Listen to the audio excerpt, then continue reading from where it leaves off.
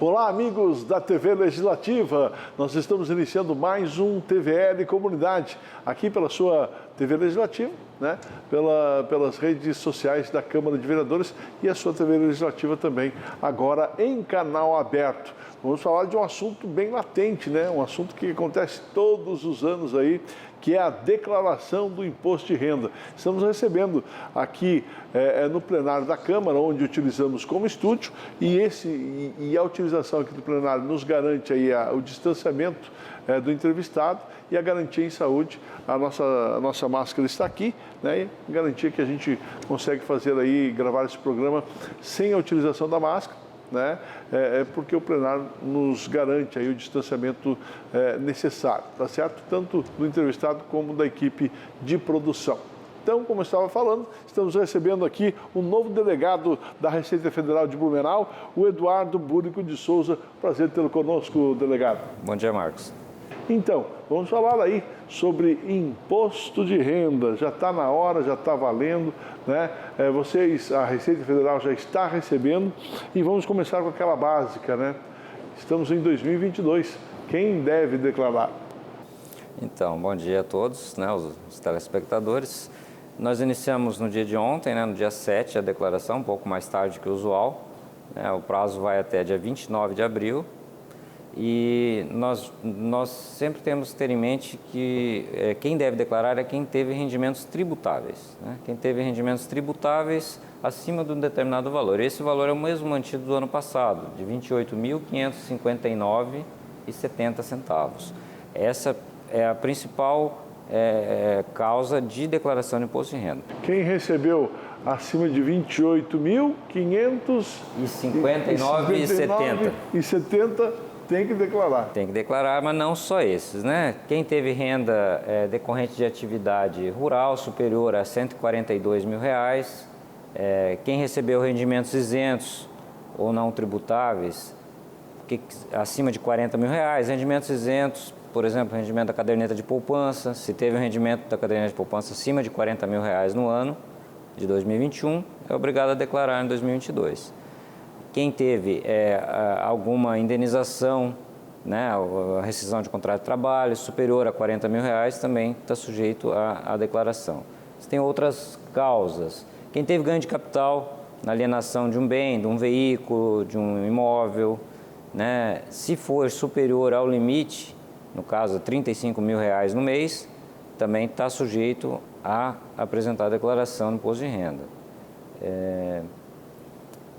Quem tinha propriedade acima de R$ 300 mil, propriedades, terras, imóveis, né, salas comerciais, ou mesmo veículos, acima de R$ 300 mil também tem que fazer a declaração.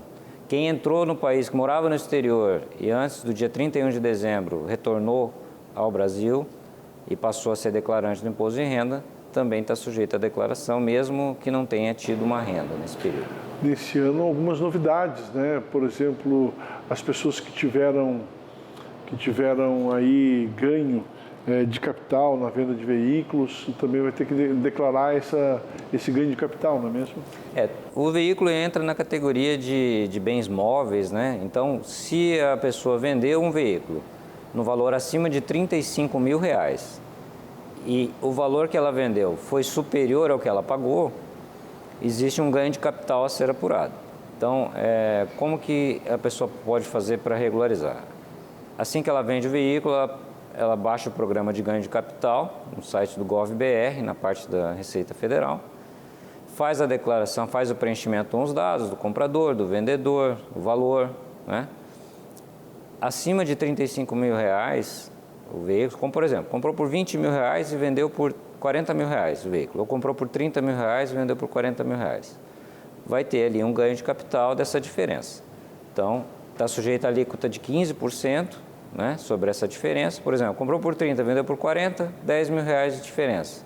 Sobre esses R$ 10 mil aplica 15%, ela vai ter R$ 1.500 para recolher de imposto de renda essa alíquota é sempre 15%, porque ela está sujeita a uma tributação independente da variação do valor. Certo. E esse recolhimento, ele acontece simultaneamente ali agora na declaração? Pode fazer fora? Não, o recolhimento do ganho de capital ele sempre deve ser feito até o último dia do mês seguinte à transação. Se não fez? Se ele não fez, ele na verdade tem que regularizar isso, está sujeito a multa esse valor e pode até fazer junto com a declaração do imposto de renda, mas ele está sujeito a acréscimos legais, né? Até 20% de acréscimos legais. Certo. Delegado, e as formas de declaração, quais são? Mudou alguma coisa do ano passado para cá? Na verdade, a gente mantém as 3 formas, né? Pode declarar diretamente pelo site da Receita Federal, né? Pelo ECAC. Tem a declaração pelo aplicativo do smartphone e a declaração pelo programa gerador de declaração, em que você baixa o aplicativo no site GovBR. Agora é importante dizer que é sempre via site GovBR, né, para procurar os serviços públicos federais. Vão estar nesse site GovBR, lá dentro você vai ver o link dos serviços da Receita Federal, vai baixar o aplicativo e vai preencher. A maioria das pessoas preenche com o aplicativo, né? É mais disseminado, mas hoje já é possível fazer a declaração tanto online no site, quanto pelo app, né, para as 2 plataformas. Uhum. Acho que a grande pergunta das pessoas ainda continua essa questão dos dependentes, né? A grande dúvida das pessoas, né? Principalmente de casais que acabam se separando, né? Quem é dependente, quem não é dependente, como é que funciona essa parte? Então, o dependente ele só pode ser dependente de uma pessoa, exceto no ano em que mudou a relação de dependência, em que ele pode, por exemplo, se separou na metade do ano e vai ser dependente das duas partes. Então, naquele ano, ela pode ter a declaração como dependente dos 2. Tá? A partir de então, sempre pode ser declarado uma pessoa como dependente. Um vai poder deduzir as despesas e o outro não. Entendi. E me diz uma coisa, a partir do momento que você declara, você tem que ter os documentos comprobatórios, né? Esses documentos a gente deve guardar por quanto tempo? Então, via de regra, o prazo para guarda é o mesmo prazo que o fisco tem para fazer o lançamento, né? Então, você normalmente tem que guardar por 5 anos, a partir do fato gerador, esses documentos para comprovar caso você tenha uma fiscalização. Eu digo via de regra porque é possível que, caso você esteja discutindo administrativamente ou judicialmente alguma questão relacionada ao imposto de renda, aí você tem que guardar enquanto estiver sendo discutido essa ação judicial ou esse processo administrativo, que aí esse prazo ele não corre para essa situação.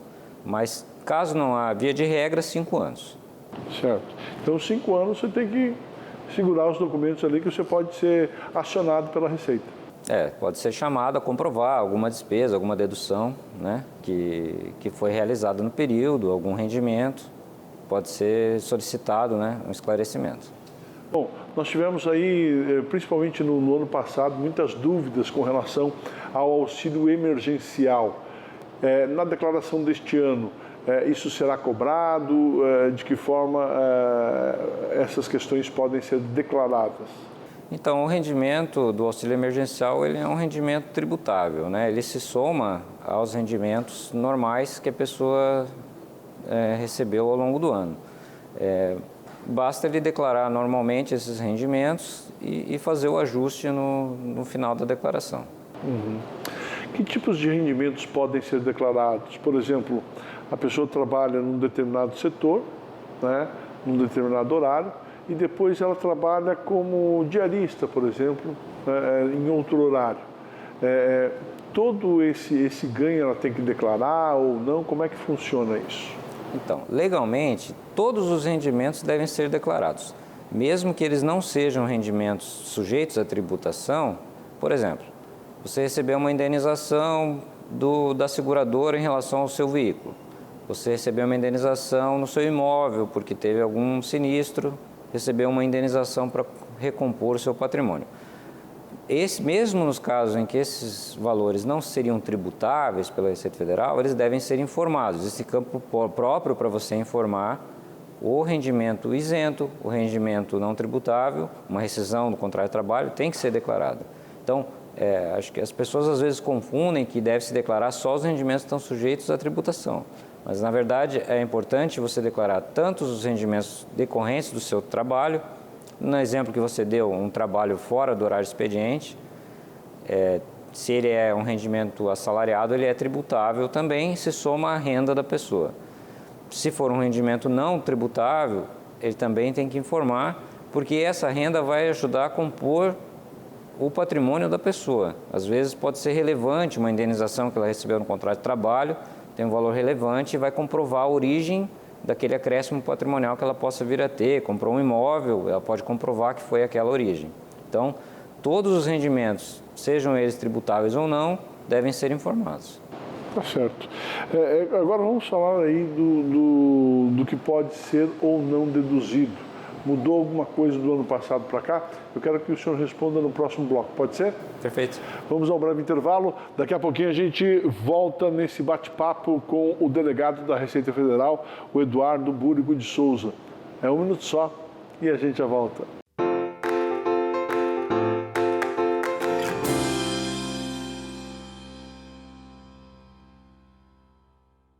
É da nossa tradição essa vontade de fazer acontecer. Todos os dias, todas as horas, conseguimos fazer da tristeza a nossa superação, das conquistas o nosso objetivo. A Câmara Municipal faz parte dessa história, na fiscalização e na promoção de um debate contínuo com a nossa sociedade. Acompanhe as atividades do Legislativo no site e exerça hoje e sempre sua cidadania. Câmara Municipal de Blumenau, fazendo parte dessa história.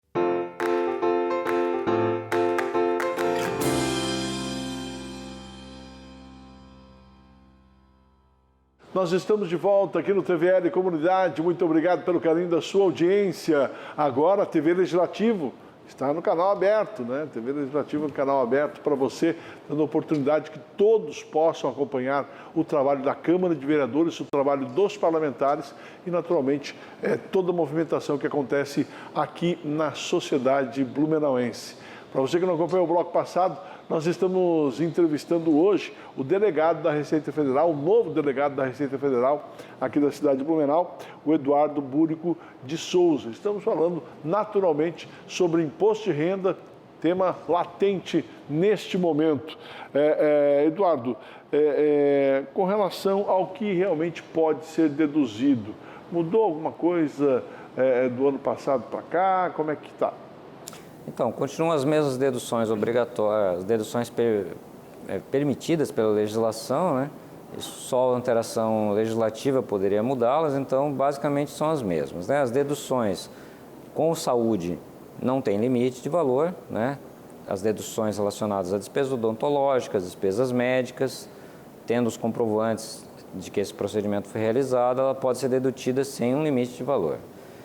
As deduções para dependentes, né, no valor de R$ 2.275,08, dedução por dependente, só pelo fato de existir um dependente. Dedução de educação, R$ 3.561,50 por dependente. As contribuições à Previdência Oficial e as contribuições à Previdência Privada. Lembrando que deve ser declarado o valor integral que foi pago. Mesmo no caso de escolas, se for pago um valor superior ao limite permitido de dedução, permanece a obrigatoriedade de declarar o valor total que foi pago à escola, ao plano de saúde, à previdência privada. Você declara o valor integral, mesmo que não seja dedutível em todos os casos. E vale a pena salientar que no caso de escolas, o que vale é justamente aquilo que você pagou para o educandário, né? Material escolar, outras coisas, apostilas e tal, isso não entra, né? A apostila só no caso de existir uma mensalidade, se estiver embutida dentro do valor da mensalidade, né? Aí é considerado despesa dedutível, mas se ela for um valor avulso, daí não seria dedutível, né? Uma das grandes dúvidas da população é com relação aí à atualização do valor do imóvel, né?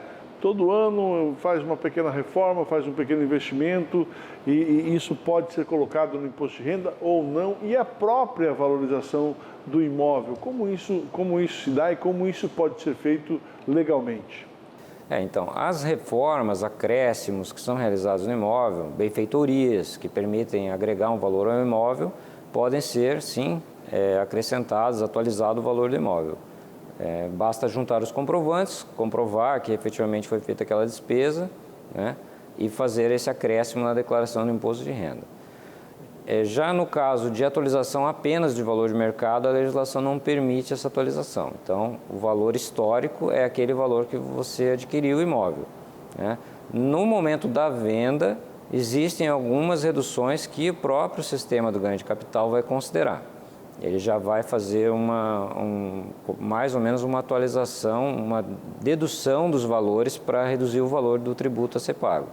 Mas para atualizar o valor, somente efetivamente se houve um acréscimo de uma benfeitoria, reforma, melhoria no imóvel. E no caso de herança, como fica a declaração?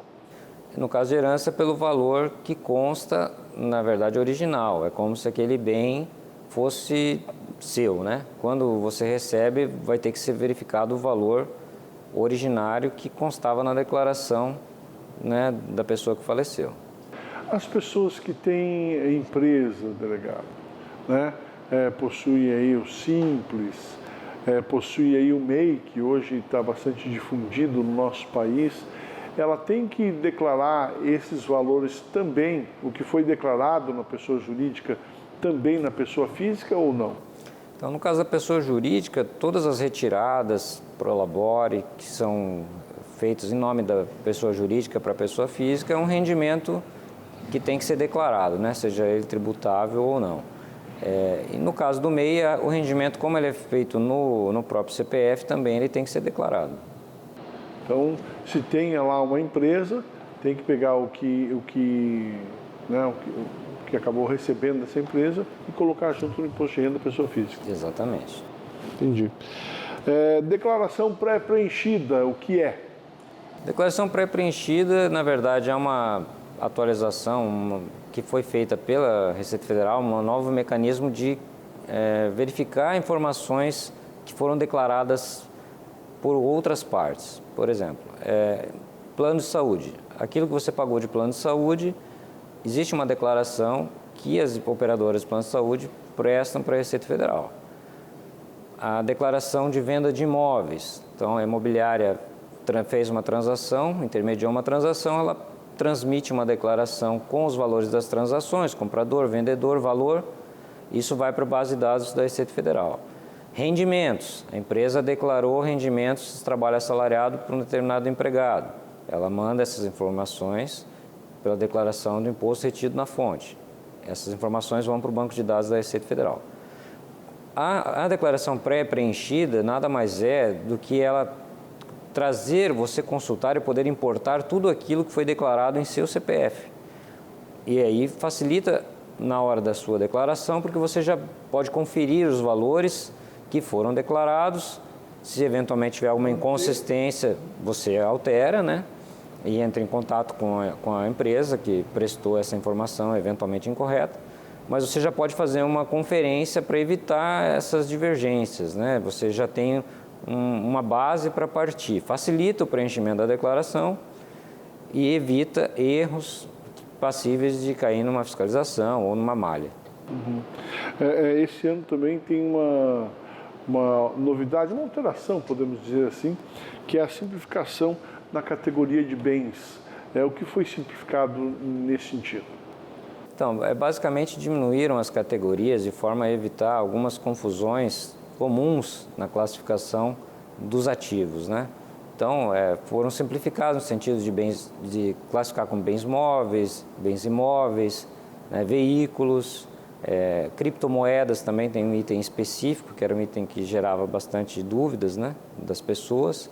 Na verdade, foi um rearranjo das categorias para permitir uma facilidade de identificação pelo contribuinte na hora de escolher e classificar o seu patrimônio ali, em qual categoria que se aplica. Isso vai ser mais fácil de verificar quando a pessoa baixar o aplicativo, ela já vai identificar que ficou um pouco mais simples dela classificar esses bens. Certo. Restituição de pagamento, né? Restituição e pagamento via Pix. Agora tem essa novidade, né? Então, essa é uma novidade. O pagamento você pode fazer o pagamento do imposto devido via Pix, mas também a restituição via Pix. Isso você sempre vai colocar a chave e o seu CPF, né? E colocando o CPF, se eventualmente mudou a conta bancária, o que é comum, o que acontecia é que a pessoa transmitia a declaração e informava uma conta. Por exemplo, informava um determinado banco. 3 meses depois, por algum motivo, mudou de emprego, mudou o banco, encerrou uma conta, abriu outra. Na restituição, o sistema não ia conseguir identificar e ele não ia receber essa restituição se ele não alterasse esses dados junto à Receita Federal. Hoje, se ele fizer a escolha do pagamento via Pix, se ele eventualmente mudou de conta bancária, migrou para outro banco e tiver vinculado o seu CPF, ele vai receber essa restituição sem nenhum prejuízo. Bacana, uma outra novidade então que está à disposição aí dos cidadãos que estiverem declarando este ano o imposto de renda. Delegado Eduardo, muito obrigado pela sua presença aqui no programa. Espero contar com você em outras oportunidades também, falando não só do imposto de renda, mas também das ações aí que envolvem a nossa Receita Federal. Eu que agradeço, estou à disposição, agradeço o espaço para trazer mais informação para a comunidade e fico à disposição quando precisarem para a gente poder dar novas informações. Sucesso! Eduardo Búrigo de Souza, novo delegado da Receita Federal aqui da cidade de Blumenau, conversando com a gente aqui no TVL Comunidade. O Comunidade fica por aqui. Obrigado pelo carinho da sua audiência e até o nosso próximo encontro. Valeu, tchau, tchau.